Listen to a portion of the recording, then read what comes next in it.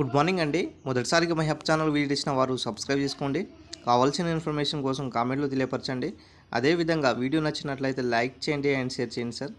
So ఈరోజు వచ్చినటువంటి అన్ని న్యూస్ పేపర్లో కనుక వార్త కనుక చూసుకున్నట్లయితే గ్రూప్ 2లో మహిళలకు తీవ్ర నష్టం. బీఆర్ఎస్ మహిళా నేత దాసరి ఉష గారు ఈరోజు వచ్చినటువంటి న్యూస్ పేపర్లో చెప్పడం జరిగింది. గ్రూప్ 2 నియామకాల్లో మహిళా అభ్యర్థులకు తీవ్ర నష్టం జరిగిందనేసి బీఆర్ఎస్ నాయకురాలు దాసరి ఉష ఆగ్రహం వ్యక్తం చేశారు. ఆమె ఆదివారం తెలంగాణ భవన్లో విలేకరులతో మాట్లాడుతూ బీఆర్ఎస్ హయాంలో ఇచ్చినటువంటి గ్రూప్ 2 నోటిఫికేషన్ను కాంగ్రెస్ ప్రభుత్వం పూర్తిగా మార్చివేసిందనేసి ఆరోపించారు. మొత్తము 753 పోస్టులకు మహిళలకైతే 259 పోస్టులు దక్కనున్నారు. కానీ కనీసం కేవలం 169 పోస్టులు ఇచ్చారనేసి, అంటే 259 నుంచి 169 ఇచ్చారనేసి, ఈ మేరకు ధృవపత్రాలను పరిశీలించారనేసి తెలిపారు. మహిళలకు 33% రిజర్వేషన్ ఇవ్వాలంటే ఇంకా 90 పోస్టులు ఇవ్వాలన్నారు. ఈడబ్ల్యూఎస్ కేటగిరీలో మహిళలకు ఒక్క పోస్టు కూడా దక్కలేదన్నారు. ఈ అంశంపై టీజీపీఎస్సీ అధికారులను నిలదీస్తే తదుపరి నోటిఫికేషన్లో భర్తీ చేస్తామనేసి మండిపడ్డారండి.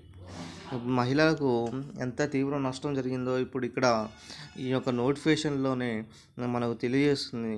సమాంతర మనకి ఇక్కడ 33% రిజర్వేషన్, మహిళలకు 33% రిజర్వేషన్ ఇవ్వాలి. ఇస్తే మనకు 259 పోస్టులు అవుతాయి అనేసి బీఆర్ఎస్ మహిళా నేత దాసరి ఉష గారు డిమాండ్ చేయడం జరిగింది.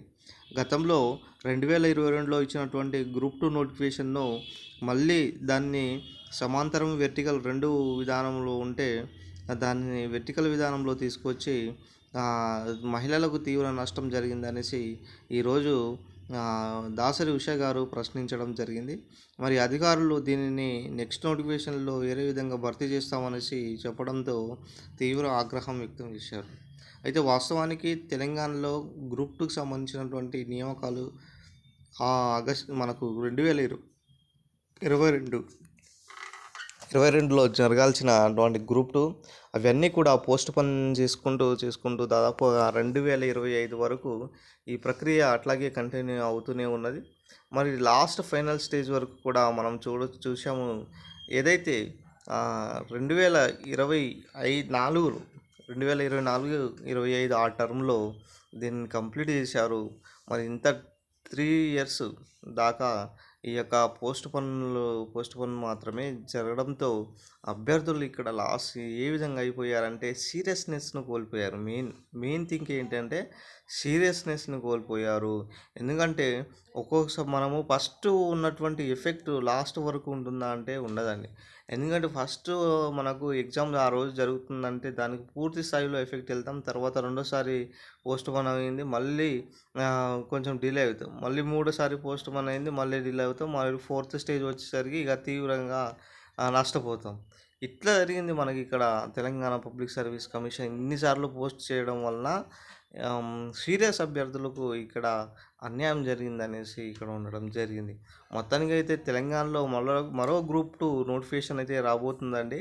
సో మనకు ఇక్కడ చూడవచ్చు సార్, ఏదైతే జాబ్ క్యాలెండర్ నోటిఫికేషన్ ఏదైతే ఉందో ఆ జాబ్ క్యాలెండర్ నోటిఫికేషన్లో దాదాపుగా 30,000 ఉద్యోగాలు ప్రాసెసింగ్ ఉన్నాయి.